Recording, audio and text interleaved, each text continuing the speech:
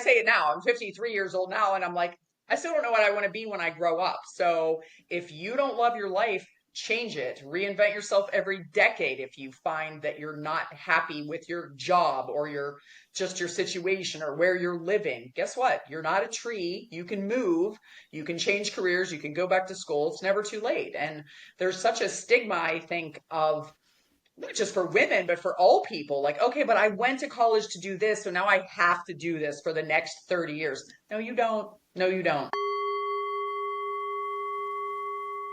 Welcome to the Founded with Soul podcast. We sit down with corporate dropouts turned soul-led entrepreneurs that are building businesses that actually feel good, and we're redefining success in every episode.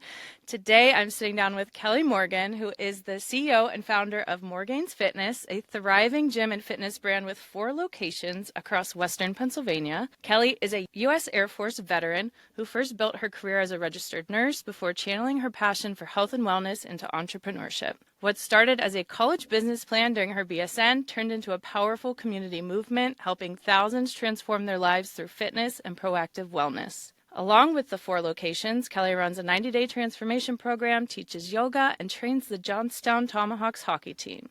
She's an active community member supporting countless local businesses and charities, and her mission is to help people live happier, healthier, and more confident lives. Kelly, thank you so much for being on with me. Thank you for having me. Super exciting. I want to tell a little story about Kelly. This is our first time actually meeting face to face. I saw her on a panel at the Empower Her Summit. It is a great event in Western Pennsylvania if you are local, where it just brings women in the community and business together. I will drop the information in the show notes if you want to check out next year's event. Hopefully Kelly will be back speaking some of her wisdom. But she was on a panel and she said something that has stuck with me, and I wanted to share it with everyone because I just think it was so powerful. And she reframed the word fail. She said, fail is just first attempt in learning. And there was like a collective gasp throughout the room. And like I saw people writing down, I wrote it down. And I think about it all the time, especially like I was really inspired after that whole session. And that's just something now that I have in the back of my head of like, it's not that bad. It's just learning, who cares if you fail? So I'm really excited to see what other wisdom you drop, but I think that was something that was just so powerful that I took out from you. So I'm excited to see what else you have up your sleeve. And now you've set the bar like super high. So I'm like, oh my gosh, I'm going to have to get very witty here so that you will remain impressed by me. No, I'm just kidding, of course. But I love that. I always like to start the episodes of just kind of framing our minds to way back when we, turned air quotes adults at 18 and we're, kind of deciding what we're going to do with our life. Did you have kind of an image of what you expected your life to turn out as, or like what success looked like to you way back in the day? So funny story. I'm a late bloomer for sure. When I was 18, I had no clue. I went to our local college here, University of Pittsburgh at Johnstown, because it's 5 minutes from my house. I got into their engineering program, even though I had no idea what even engineering was. Yeah, I quit within 2 weeks. I was like, no, wait, physics? What is physics? No. So let's just say, definitely a first attempt in learning in a post-secondary kind of school was a big fail, but that's fine. I didn't have a clue what I wanted to do at that time. Probably success to me was, could I find a decent boyfriend? Could I make enough money to pay for the beer I'm going to drink this weekend as an underager? I mean, I was a little bit on the wayward side.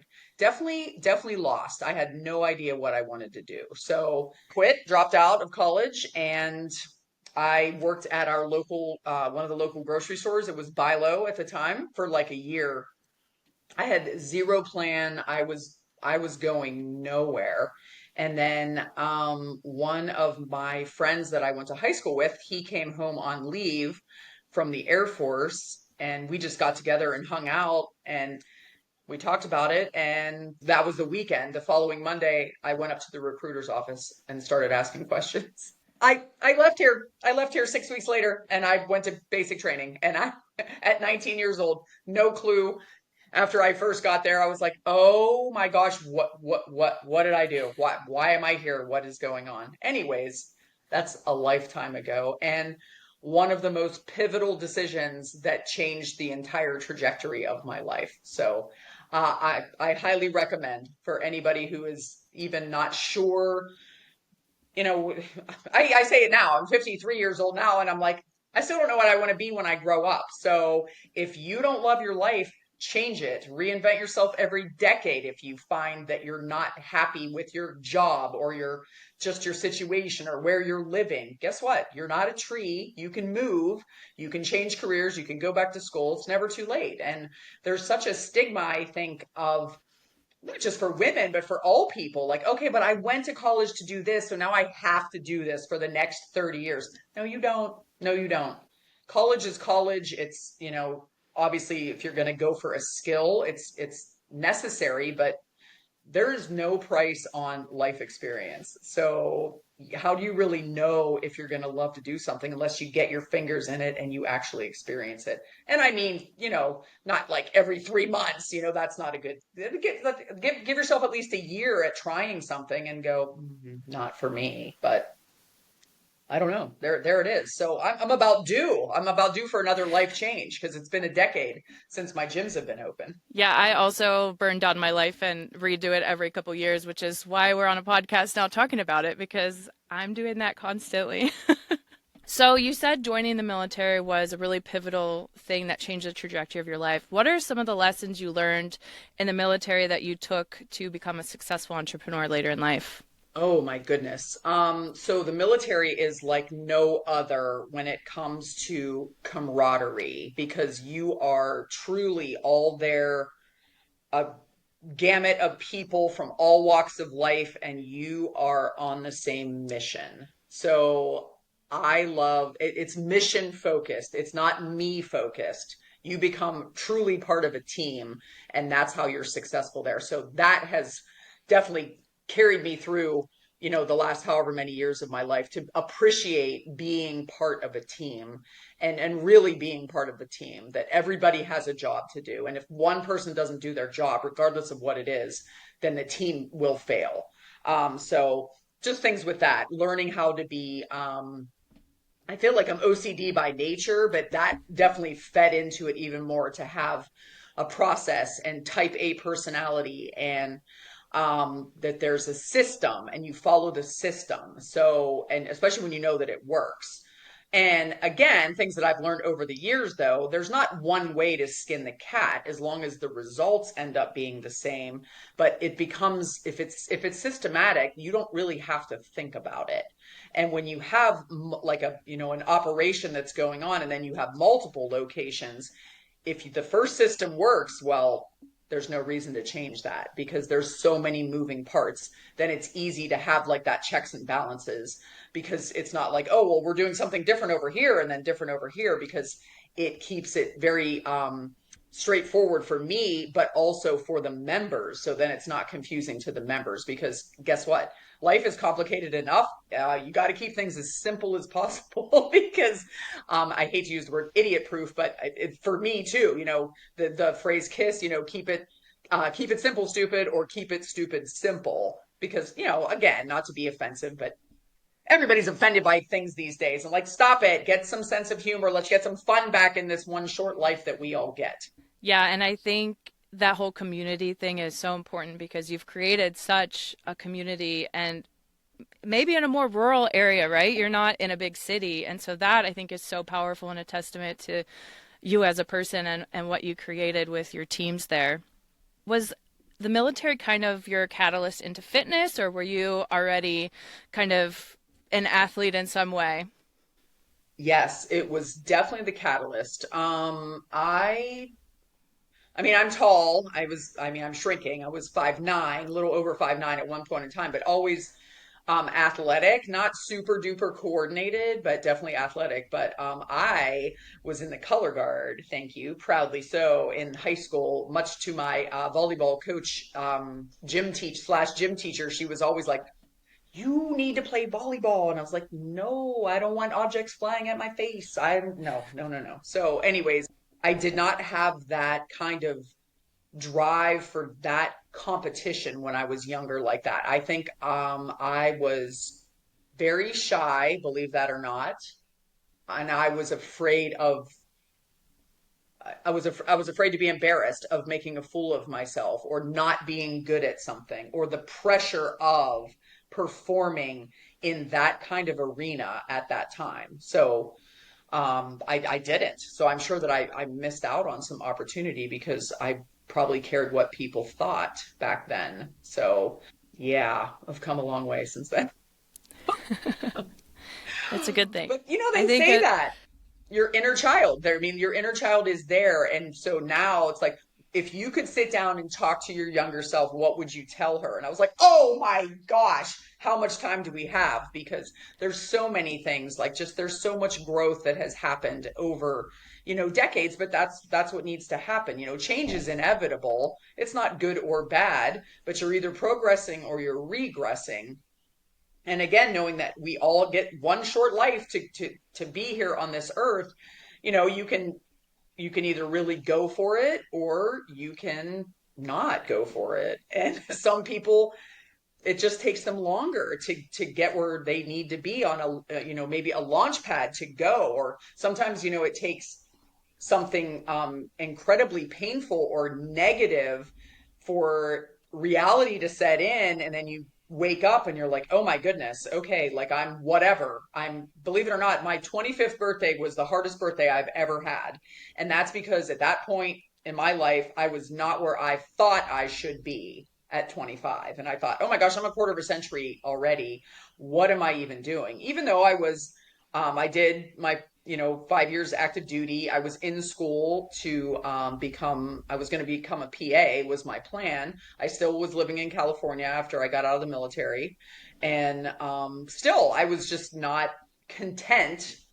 There was an inner longing for something else at that time. So 25 was a hard birthday for me.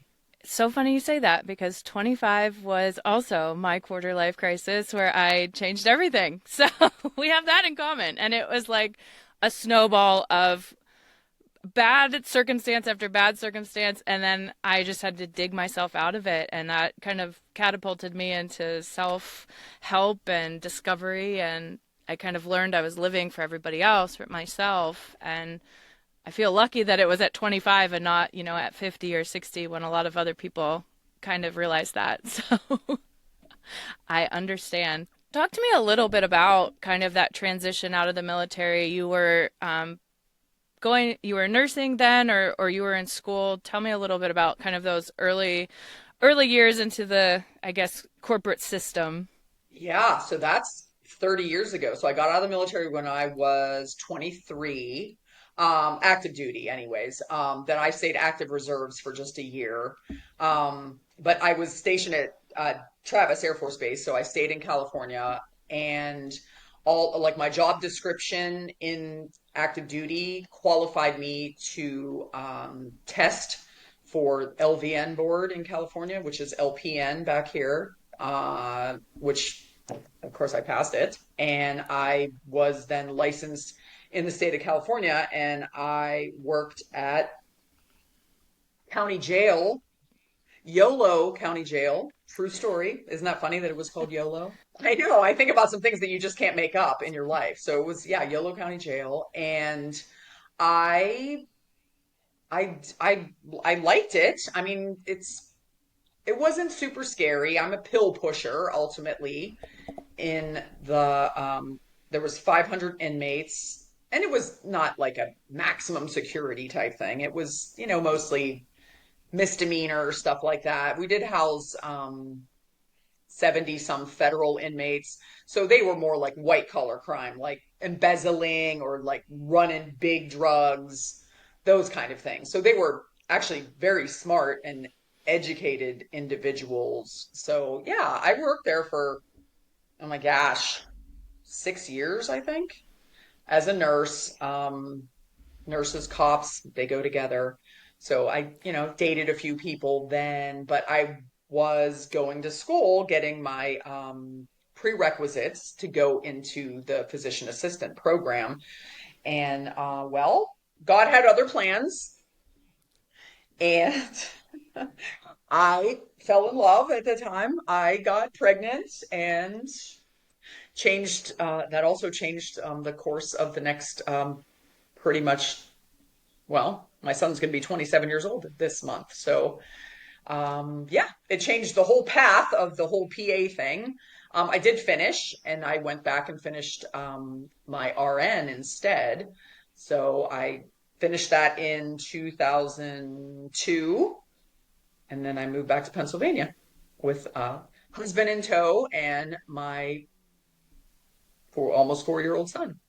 And I didn't know it at the time, but I was pregnant with my daughter. So, Yeah. yes, life changed tremendously. So, yeah, I did spend a decade in California, and it was very fun, and it was you're young and you're single. I'm active duty. I partied a lot. I learned a lot. I lived somewhere else. I think some people don't get out of the bubble that they're in, and they think that this is all there is to life. I'm like, there's not. Just go check out things. And living somewhere is very different than visiting. So that's a big difference. California is incredibly expensive, and I'm happy to say that I got out of there. I'm diehard conservative, and I love all people and what people choose to do, but that's just my belief system. So, anyways, I moved back here in 2002, and I was worked as an RN then at our local hospital here for quite some time. But that it was during then that I finished my bachelor's degree at Slippery Rock, actually, and I had to write a business plan for my healthcare finance class. So, again, not knowing anything at the time, how to own and operate your own fitness facility.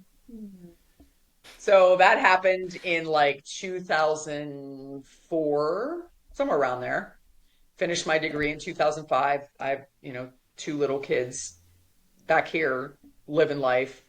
And my husband was a cop. I was a nurse. We worked opposite. We just kind of did what I think American families did. But I pretty much had checked out all of the gyms here, and because I'm a gym person. At one point, I decided to not do the gym thing, and I was running instead.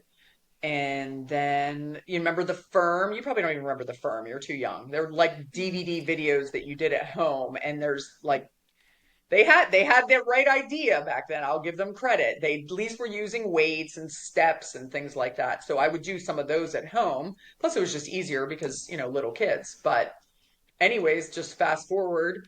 The job I had at our local hospital, they eliminated our team, and we were encouraged to apply to any open jobs. So here's me now working at this hospital for however many years. I set my own schedule. The team we worked on was awesome, and we like opened and organized multiple different floors in the hospital, but we also did like all the admissions and discharges that came in. So it wasn't bedside nursing anymore because I had done that and I was kind of over that. Anyhow, I couldn't believe that they were not going to either like give us dibs on like a really good job or something like that too. No, we were welcome to apply to any open jobs or take our severance and bounce. Well, I did the latter. See ya. See ya. Peace out. I won't say the name of the hospital, but I still have a lot of connections with a lot of them here. Anyhow, I ended up working at the emergency room at a different hospital that's like 30 miles away, but I worked like 2 16s a week, and that was considered full time. So I only worked 8 days a month. Granted, 16 hours in the emergency room is a long time, especially when it's a busy, busy, busy day. But still, I had 22 days off per month. So it was during that time we were back visiting my in-laws in California, and we went to our home gym, and I was just like, man, I miss this place. Well, the dots started connecting. Hold on. I wrote a business plan a few years ago. It's probably 7 or 8 years ago at this point in time. What if? Like, what if? And I think I was just getting ready to turn 40. So I pulled out that business plan and dusted it off a little bit and started asking some questions. I had no idea what to do. Zero. I didn't know who to talk to, who to ask.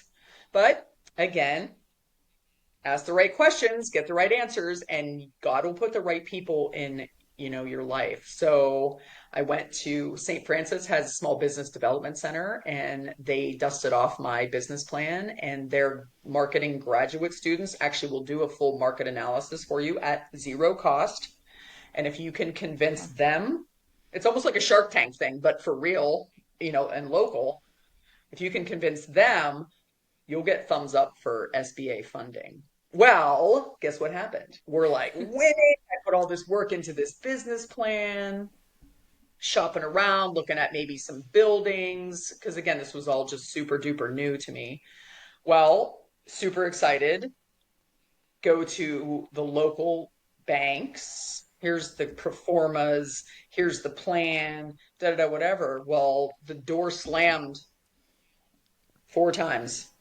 And I just was like, oh my gosh, I just did all this work for nothing. Like it's not going to happen. Because guess what? Gym equipment is worth nothing to a bank. Nothing. So I thought, oh my, all this just dream came crashing down. And then one person was like, hey, did you talk to Scotty Valazek in First Bank? And I'm like, I haven't. So I'm like, is his mom Charlene? I work with her in Indiana, ER. So I went to see Scotty. I didn't sit in front of him for more than 5 minutes. He's like, I freaking love you. We're doing this.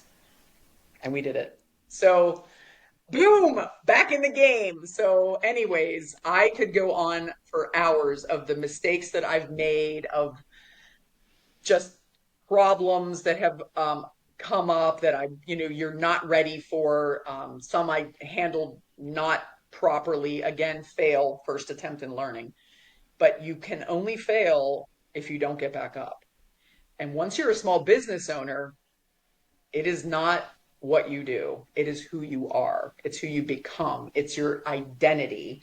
And you're the one who drives it. And I'm like, you can't beat someone who won't quit, and I'll never quit. You could knock me down 100 times. I'm going to get back up, because that's what resilience comes from. So yeah, fast forward to now, if you would have ever told me that there were 4 locations, I'm looking at expansion, looking at other opportunities, trying to help other entrepreneurs, you know, go for it. Not everybody has that spirit. It is risky. There's no guarantees. But again, back to the first attempt in learning, which I'm just going to keep going back to this because it hit you so hard. You don't know unless you try, and fear isn't real. So even now, even I'm looking at some bigger things, what is the worst thing that could happen? So I have to talk to myself sometimes, like, what is the worst thing that can happen? Say the whole thing comes crashing down. Okay, everything's protected under LLC. I own 3 of my 4 commercial buildings, which, I mean, the bank owns them, but they're worth something. I could sell them. I could file bankruptcy on the business aspect of things. And oh, that's right, I'm a registered nurse. Oh, and I'm a CEO. I could go work and do something else. So if the whole thing falls down, I would look at that as, this is not meant to be anymore, and I'm going on to the next chapter.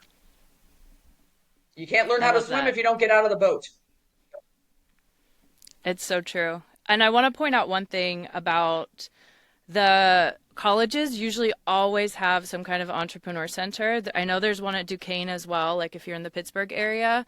So that is a great resource to use. And I'm so glad that you had that guidance early on, because it is so important. It's overwhelming to start a business. You're like, where do I even start? This is going to be like a gym is not cheap to start. Like you said, there's equipment, there's a huge building.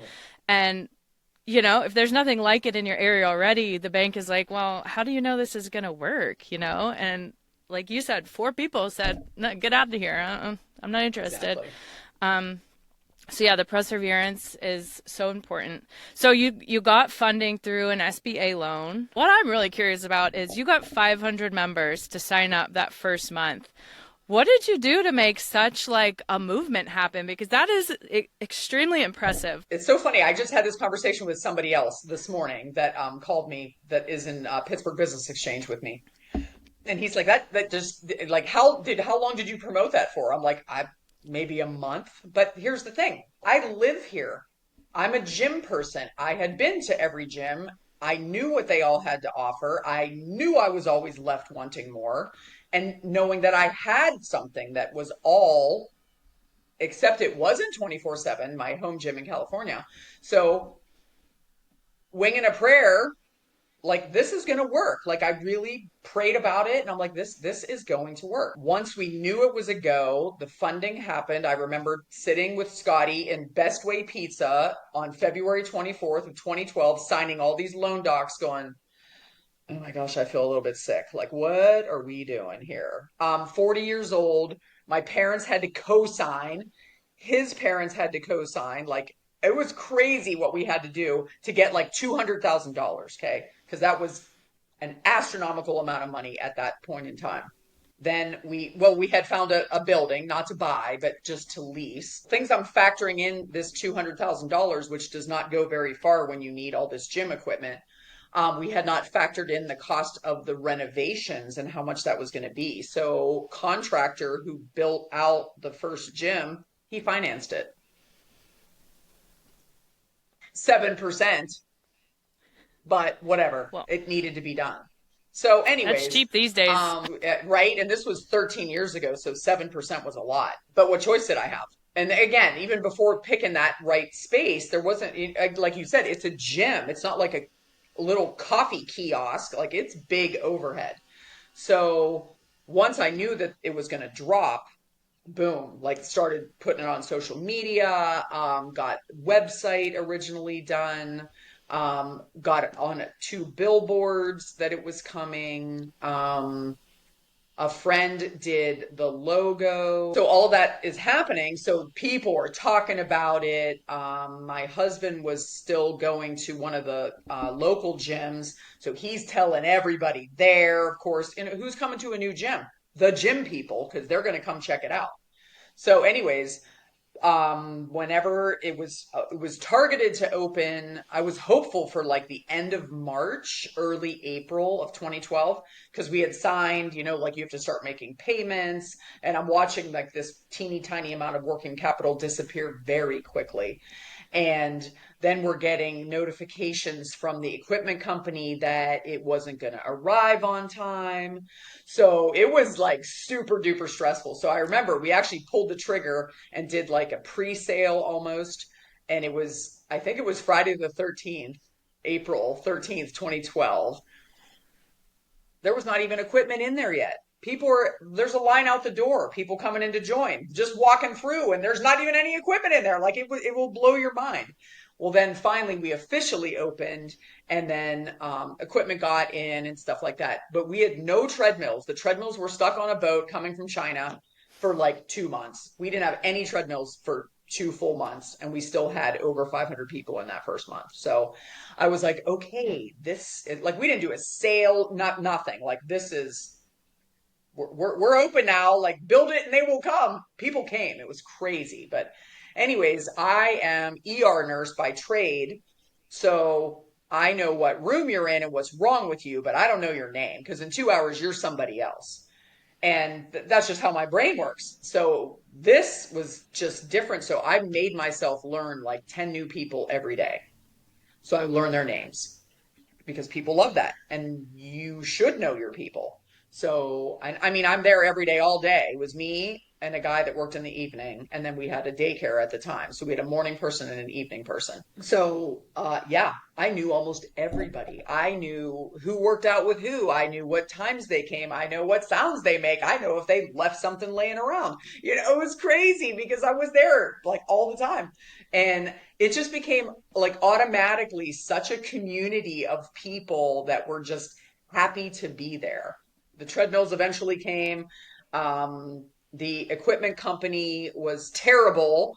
Their equipment was garbage. It looked pretty, but it was faulty. It came from China. I had to get like all new equipment, and we didn't have money to do that because we're still paying for this other. Oh, yeah. Again, I could bore you with the details. I could write a book here as long as I am tall, not 5'9", 5'8". I'm shrinking. But anyways, again, the adversities and the obstacles that come, you could easily see where you could just people just give up because they're like, oh my gosh, this is futile. It's just one thing after another, after another, after another. So you ride the high for like that first 3 months. It's almost like a legit honeymoon phase because you're doing all this planning and boof, you birth this baby and everything's wonderful. And then after 3 months, you're just like, it all What did I comes crashing do? down. Like, holy crap. Exactly. What did I do? I gave up my 8 days a month that I used to work. Now I never stop worrying. I work all the time, every day. People suck. People are rude. They don't take care of your stuff. Oh my gosh, I hate everyone and everything. And then it's that kind of pivotal moment that you're like, can I find this happy medium of not taking everything personal and knowing that I'm showing up and I'm doing the best that I can? Because otherwise people will quit somewhere in between that. Well, you can't quit if your name is on all of this stuff. So anyways, here we are 13 and a half years later, 4 locations. So every 2.5 years, like another gym came along. I was like, whenever the second opportunity was presented, I was like, are you guys out of your freaking minds? I'm like, when? I'm one person. I'm here every day, all day. How am I possibly going to run two? Well, delegate or die.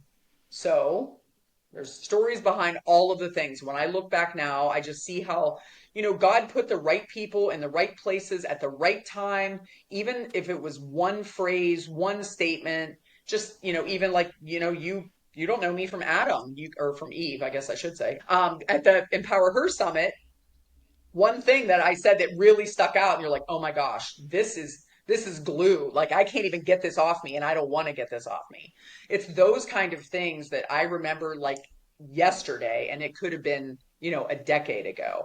But just name the obstacles. So then, second gym comes along, which by then you're in business now for 2 years. Now the bank's throwing money at you because they know now that you're like, okay, they're doing it. So second gym comes along, then third gym comes along, which was the first commercial building then that I bought. So now it's like a massive thing. Now it's ownership of the property as well as building a whole new gym. Planet Fitness came. I watched people who helped me build the original gym walk out for $10 a month. I can't even tell you how much hurt that was that year. And there was just a lot of personal stuff that went on that year. My mother-in-law got diagnosed with cancer, and they lived in California. So there was a lot of stuff that happened that year. But again, what doesn't kill you makes you stronger. And that's where the resilience comes. And sometimes it's almost like the arrow, has to be retracted before it flies forward. And that's another analogy or like a picture that people can have if they're just like, why is this happening right now? Maybe, just maybe it's the springboard. Then gym number 4 came around. It was the only one I didn't build. It was in Somerset, and the owners wanted to they were looking retirement. And anyways, it was like astronomical price. I was like, no, we're not doing this. I walked. Well, 9 months later, he called me back and he was like, Mm-hmm. I know it's you. I know it's you. So how much is it me? So guess what? Dropped a large number off of the purchase price, agreed to pay rent for quite a few years, which is crazy that that's been over now for a while. So anyways, I do this massive, massive purchase in Somerset. It's there's like 4 loans involved in it. I had to take out like extra life insurance. I'm thinking, what have I been doing here? Anyways, it was like a 6 month process to get that to happen. And so finally it happens in September of 19. What happened 6 months later? That was one of my questions coming up. Riding the high again too. Wham, let's just shut it all down. I can't even tell you. And of course, hindsight is 2020. I would have never closed. And I did reopen early. I got some negative attention for that. But at the end of the day, I'm like, listen, if you don't have a small business, you don't have a dog in this fight. Sit down. This is America. I'm a veteran. In the 1% of people who stood up and raised their hand and said, yes, I will serve my country. Don't come and tell me what to do. If you don't want to come, don't come. And don't worry about us. We're just praying and peacefully protesting in here. That's our rights as American citizens. So anyways, that was a whole debacle. Of course, I got mouthy. I never, ever even cared about like politics until that. And then it was like they unleashed a lion that I couldn't even put away. So even when we reopened, like people I never even saw before were like, thank you for standing up. Somebody had to, but again, that's the 3%er rule. You need 3% of the people to stand up, everybody else will get in line because nobody wants to take that chance. But again, I'm not going to just watch my small business fail. I have so much time and money and energy, blood, sweat, tears, all the stuff. We're like, again, what's the worst thing that's going to happen? I got a letter from the then Secretary of State that said I was going to have to pay like a $500 a day fine or I was going to jail. I'm like, come and get me, bring some friends. And of course, there's always people that were like, you're killing people. I'm like, I'm not killing anybody. This is a gym. This is where the healthy people are, but we're going to go to Walmart and Lowe's and all this stuff. So whatever, I think we're always going to be divided on that, even though hopefully some people now are looking back on, man, that was terrible. I'm like, yeah, it was like the biggest human experiment ever, but whatever. It's fine because we've made it from there. And of course, there were some silver linings looking back too. At that time, because I didn't lose my mind because I'm so quiet and low energy, I did a big expansion at my Richland gym. So I made it almost double the size. We put like a track in it and just made it incredible.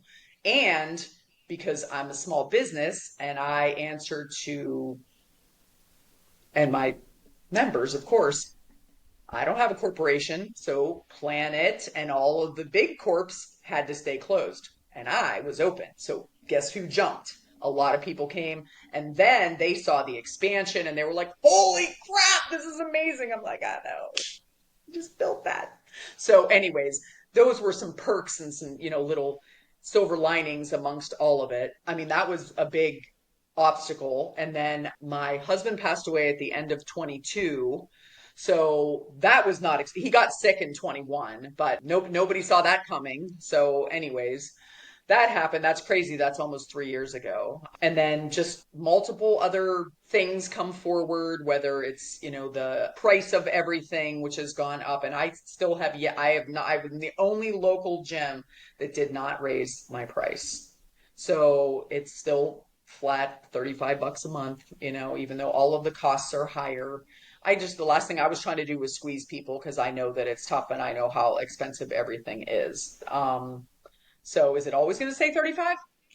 Who knows? We're probably Yeah. on the cusp. Plus, we're looking at, other changes or maybe different tiers of things. I can't tell you too much because it's still on the drawing board. But yeah, there's some big things coming. Yeah, I mean, your prices are amazing. So I'm glad that you were able to pivot during COVID and really take advantage and just stay true to your heart, right? And as an entrepreneur, I think it's sometimes hard to listen to everybody else but ourselves. And so I think staying grounded in what we believe in is super important. And I think you showed that well, whether people agree or not. We're going to make mistakes as a business owner, and people aren't going to like everything we do, and we're not for everybody. And I think that's also a really hard lesson we have to learn.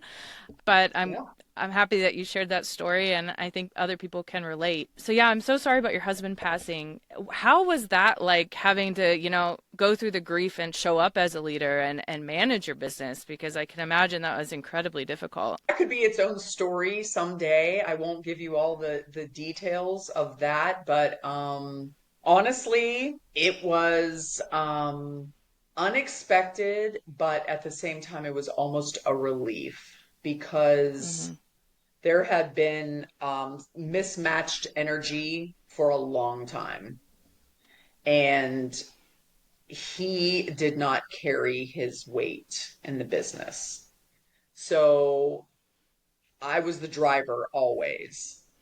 And then once he got sick, then that kind of added just a whole nother level of demand of my time and energy on this level as well. And sadly, I mean, he was young, and but sadly, and the biggest personal responsibility person that you'll ever meet.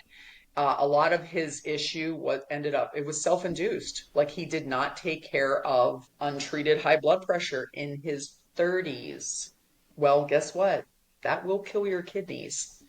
Our bodies are amazing. They're resilient, what we can make them do, but not for decades of time. So yeah, it was super challenging. It was hard for my kids, even though, they were grown. My daughter was actually, she had just graduated high school. But yeah, it was a lot. It was a big load to carry. There's a meme that goes around too, and it says sometimes, just because she carries it well doesn't mean it isn't heavy. And so I relate to that a lot. But again, I'm a faith person. God will not, if he's going to bring me to it, he's going to bring me through it as long as I depend on him. It's just my daughter's just finishing her first block in medical school. She's coming home to visit for a week next Friday. But I tell her too, like if she gets all worked up over some things, I'm like, listen, there's no coincidences. Everything works out exactly the way it's supposed to. You just have to show up and do your part, and you can have faith that God will do his. But you have to show up. You got to do your part. You can't just, you can't win the lottery if you don't buy a ticket. So that's the easiest analogy I could use for that. But, the details and things that I could write about that you can't make it up. Like it's there, but you have to be paying attention. Yeah, I love that. And I think every time I, just finally decide on something, it's crazy all the things that line up that you just never think would line up. And if it's meant for you, it's meant for you. I also think people can relate to you at 40 with two kids opening this business. I mean, what did that take to be, having a family, and like, how am I going to support them? And like, talk to me about all the things that went through your head to like finally go and do it, because I think a lot of people get scared and like, oh no, this is stable, this is whatever, because I have kids, I can't do it. Tell me kind of how you got over that and just went for it. So my kids were, I mean, they weren't small, small. I mean, compared to what they are now, they were small. But, they were over there. They helped paint. They helped organize stuff. They were there a lot. And, looking back, I mean, I hopefully, I don't have regrets. I think that I tried to manage it as good as possible with time wise, and, still having quality time with them, still not missing their stuff, and sports and things like that. I think it's just, if it's in you, like I feel like sometimes some people will have this guilt maybe of, oh my gosh, like, and I get it. I mean, they're only small for so long and you want to spend as much time with them, but at the same time your kids are supposed to grow up and leave you and become their own, wonderful versions, and your job is, I mean, I can't say it's ever done, but it's the hard part of them being small. Now they're big people, and you have to let them. One of my friends that was a counselor gave me good advice, and she's like, once your kids are adults, never unsolicited advice, only if they ask for it. Otherwise, I don't want to be that mom. I was never a helicopter mom, and I'm not going to be that now, certainly. They're doing good. But they want to come home. So, hey, I must have did something right. But my daughter, who again is going to be a doctor, she's zero interest in like the gym business. My son, who knows? We'll see. He's got maybe a little bit of interest in it, but yeah, he's figuring things out. But I mean, I have opportunity. So, but again, he's an adult. He's going to have to want to come. I'm not dragging anybody anymore. If you want to be in, let's go. But if not, so yeah, I think shuffling time and jobs, but it's scary. And some people are just, they are not going to have that mindset of like, what if? Well, like I have to have a job. Like for instance, if I still worked and then when they were forcing COVID vaccination, I would have quit. I'm like, nope, I'm not doing this. And some people are like, okay, but I have to have my job. And I'm like, there's certain lines some people are not willing to cross, and then there's other people who are just not wired that way, and I get it, and there's never judgment from me. You have to do what's best for you and what's best for your situation and your family. So entrepreneurialism is not for everybody. There is no guarantee, but then again, what is there a guarantee of in this life? And the kids probably learned so much about, determination and grit and helping and, hard work through watching you build these things, because, I mean, a testament to being 13 years competing against the Planet Fitnesses and everything. I mean, huge accomplishment. So you had to be doing something right. And I'm sure they gained a lot of lessons from watching mom do her thing. Being so successful after 13 years, what are some of the things you attribute to, growing it and keeping it going and striving for success? So even like when in the beginning, because I was always, I was a gym person before I started it, you're thinking like, okay, I'm gonna get it built and it's gonna run itself. It will not run itself. It needs a mom or a dad to love it and make it a community because that's what it ends up becoming. Because think about it, everybody there has different goals, but we're all there trying to improve ourselves physically in one shape or another. So it's that commonality that's a safe zone. And my husband was a cop, so I think people felt safe there. And then it's intimidating if you're not a gym person, or you're just like, oh gosh, I'm not sure what to expect here, or like, oh, this is just where all the bros go, or whatever. They're like, no, that's not true. But when girls come of all ages, like they just automatically feel safe if I'm there for whatever reason, like I have this magic power. But at the same time, like I know everybody and they'll see, like I say hi to people and I call them by name because I've taken time to learn their names. I have members who've been here since day one. They have never left. I mean, that alone is a testament, but you can't just keep things status quo. Like you have to be involved. You have to always be raising the bar, looking at new stuff. How can we do things better? Also knowing that the customer is not always right, and you can't give everybody what they want. It's not how it works. Everybody wants their own signature piece of gym equipment. Well, that's impossible, number one. Number two, you don't have room for it. You don't have money for it. You can't. A business mindset, you have return on investment on all things. And again, it's a big operation. There's a lot of moving parts. There's a lot of space. So it's again not a coffee kiosk where we're just like, okay, we have a teeny tiny little thing. It's a big, my smallest gym is 12,000 square feet, then the biggest one is 18,000 square feet. Having 24/7 access is so convenient for people that work shifts. And some people just like to go later. Some people like to go at 3 in the morning. Well, I'm not staffing it 24 hours a day. Nobody can afford that. You have to trust people, but you have good members that have eyes on things that can tell people, like the managers, hey, something didn't look right at like 2 in the morning. And that's what it becomes. And when you have rules that are realistic and you enforce them, people appreciate that and they feel safe coming there. They feel safe speaking up, but they want to keep coming back. So I think too, I am what I sell. So that's automatically makes me believable. And just energy wise, when I tell people I'm 53, they're just like, no way. I'm like, well, that's what my birth certificate says. So I am high energy, but I give a lot of that to just, sure, my personality's high energy, but it's because I take care of myself physically and nutritionally. And I am what I sell. So people love that and they believe me. I don't even have to say a word. They're like, oh, that, yep. It's when I go to the networking things, if I like my name tag, they'll be like, oh, Morgan's Fitness. Yeah, yes, I see that. That makes sense. I'm like, well, that's good. And I love it. I love it. It just comes out of me. And I just am such a believer in people being comfortable in their own skin. It just makes you the best version of yourself. You're more confident and you believe in yourself and you just become a better person. You become a better mom, a better sister, a better friend, a better employee. You just become better everything. And that's infectious and contagious. And people love that. They want that kind of energy. Most people. If someone else wanted to just show up more authentically and grounded, is there any advice you would give them? If you don't believe in you, who's going to believe in you? You have to bring the energy, and you have to be what you have to emulate what you want other people to be part of.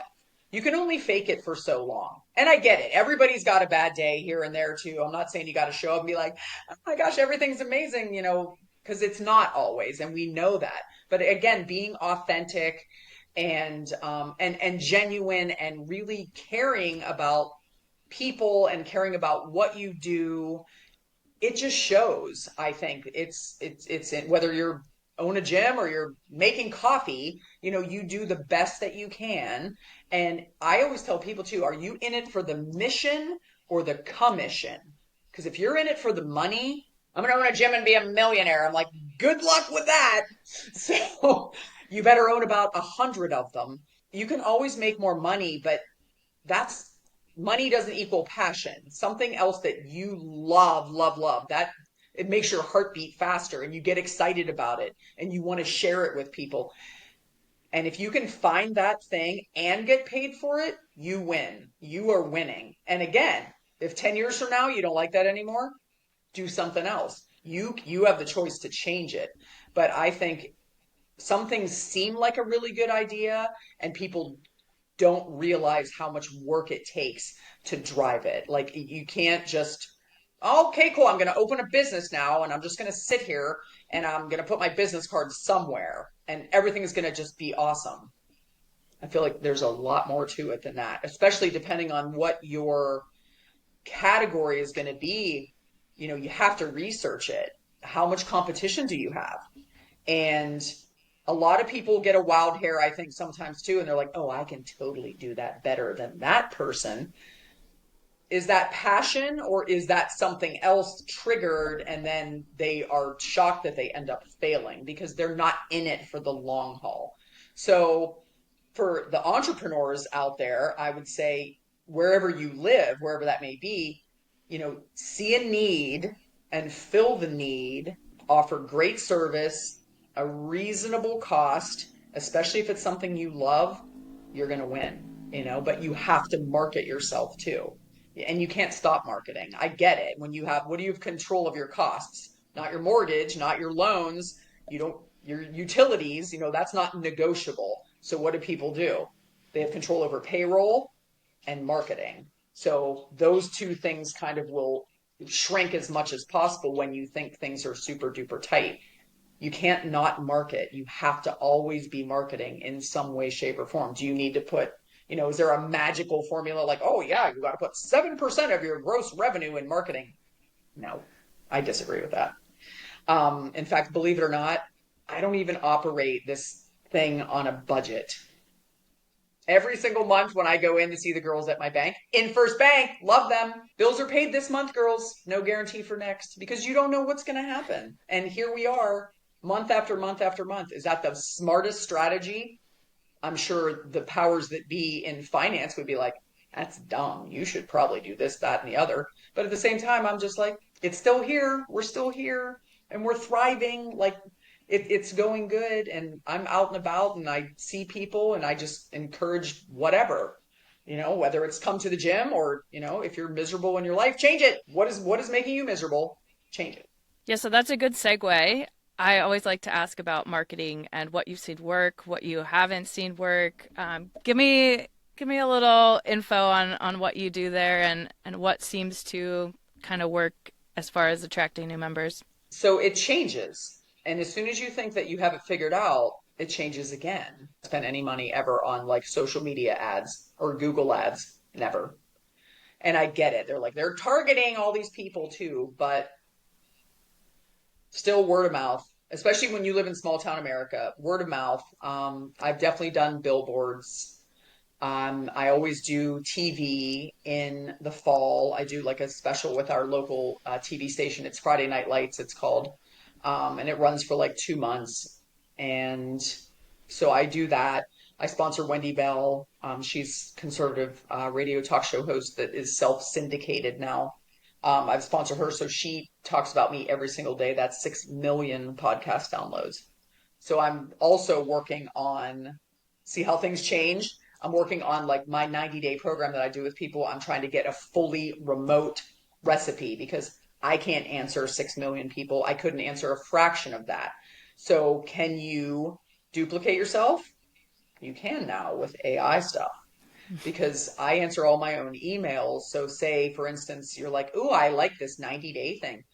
We go back and forth 10 times and just even to assess your seriousness, we'll say then you just drop off. Well, that just totally wasted my time of how many emails back and forth. Like I need like Hmm. guards at the gate, like assess this person's seriousness. If they're serious, then they get through to the next phase.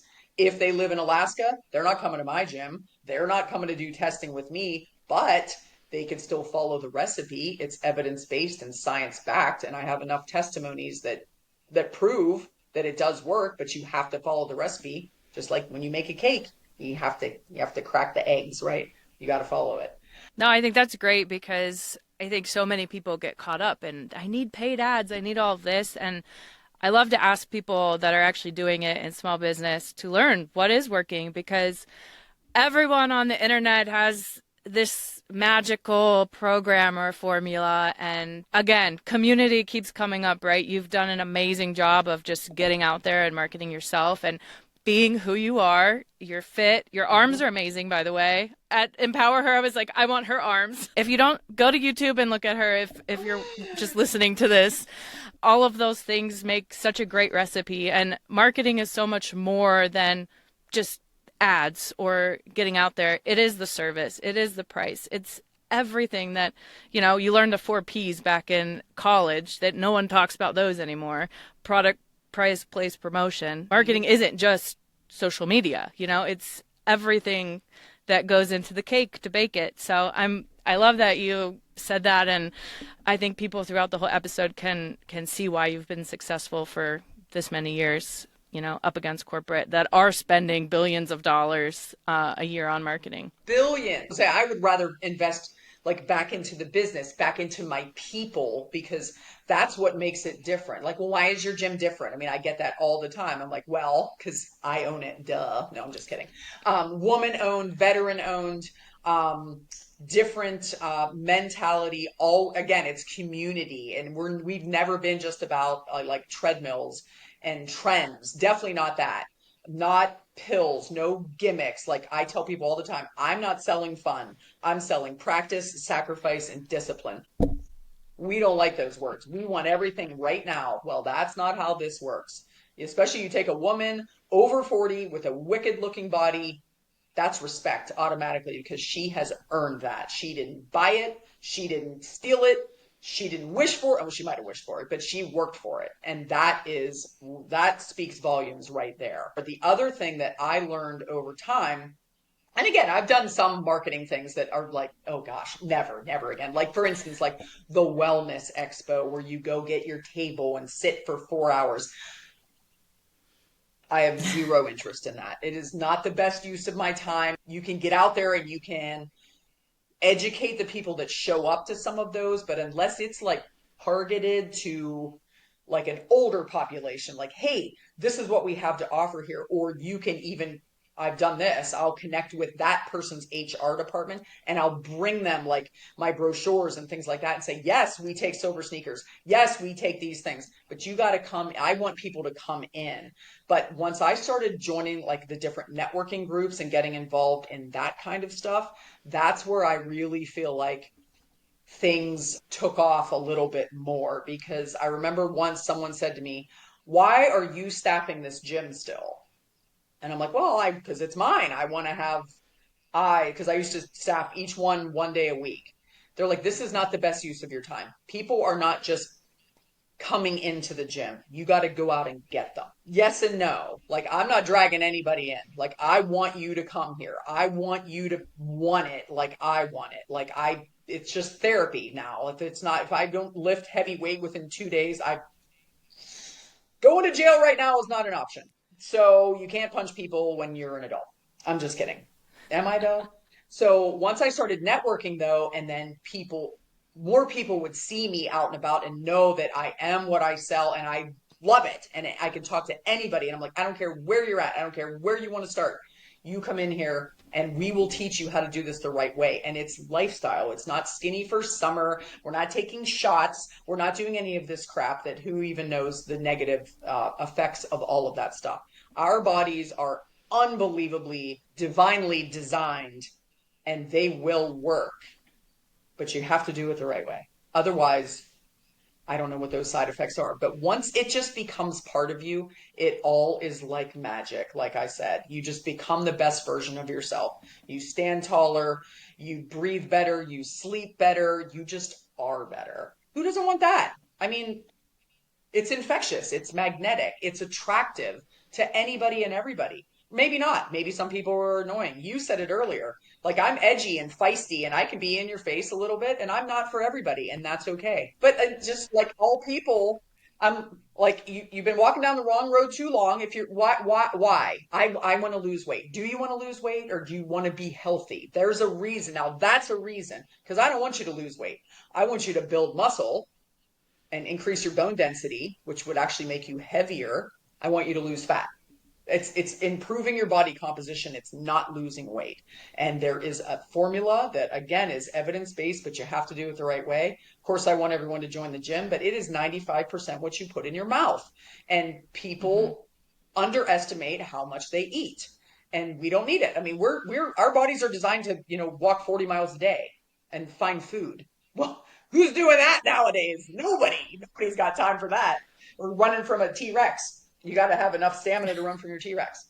But fast forward to nowadays when we have an overabundance and a huge supply of food, of garbage food, some of it, a lot of it, it doesn't matter. It's still portions. We just eat too much and we don't move enough. And then that over time adds up very quickly. So then you're like, oh gosh, how did this happen? Because life is busy and people are busy. And then they see a picture of themselves and then they're like, oh my gosh, is that me? I'm like, again, no judgment. Whether you fall off the wagon for a week, a month, a year, 10 years, I just tell people just get back on. You will not be sorry, for sure. You will leave. That's our new tagline at More Gains. We want you that we're built for more. We want you to level up and you will leave better. I love it. It's so true.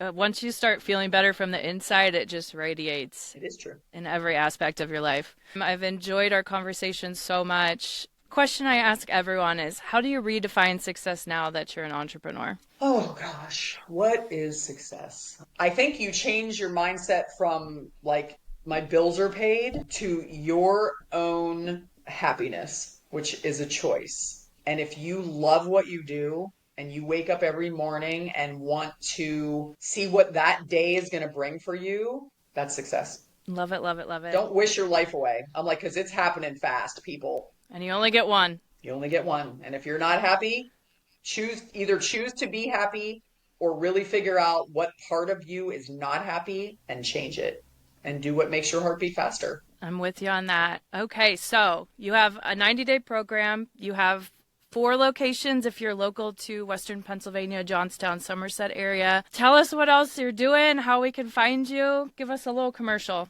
Oh my goodness. So my commercial. So moregainsfitness.com is the website and it's Kelly Morgan.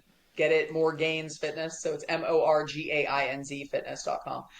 Like I said, I'm hopefully launching my 90-day program fully remote. So it's like one time, one click thing, pay, you get the recipe, you run with it. Then once that gets up and running through my current gym software and website, then I'm going to try to do a second option that will maybe have a little bit more coaching. Just because some people just need that accountability till they get, in the full 90 days and it becomes a habit. I'm looking to expand. I'm always looking for a partner in your town, especially if it's like somewhere local where I have brand recognition. I'm looking right now, Indiana, outskirts of Pittsburgh, Murraysville, maybe Ligonier, Latrobe. But again, I can't open them all by myself, find people to run them. Like I want partners. I want people that, I don't live in Greensburg. I don't know what Greensburg has. Say you live in Greensburg and you're like, oh my gosh, we need you in Greensburg because this happens at networking events all the time. I'm like, find me the right person that's going to have skin in the game and we can co-own the real estate. We can co-own the business. Like I have the recipe. I will love to nourish people's little entrepreneurial spirits. And, there's no reason to reinvent the wheel. They can be part of the story. It's a great story. It's not my story. It is, but it's so much bigger than me. Let's go. I'll have 100 locations. No, I don't want 100 locations, but maybe 10, maybe 10. Amazing. If you want more information on Kelly, I'm going to have all of her information below, all of her links. Follow her on Instagram. Obviously, she's very inspirational. She'll kick your butt in gear. If you're listening to this on a podcast network, be sure to leave a comment. Let us know how the episode was, and we'll see you on the next one.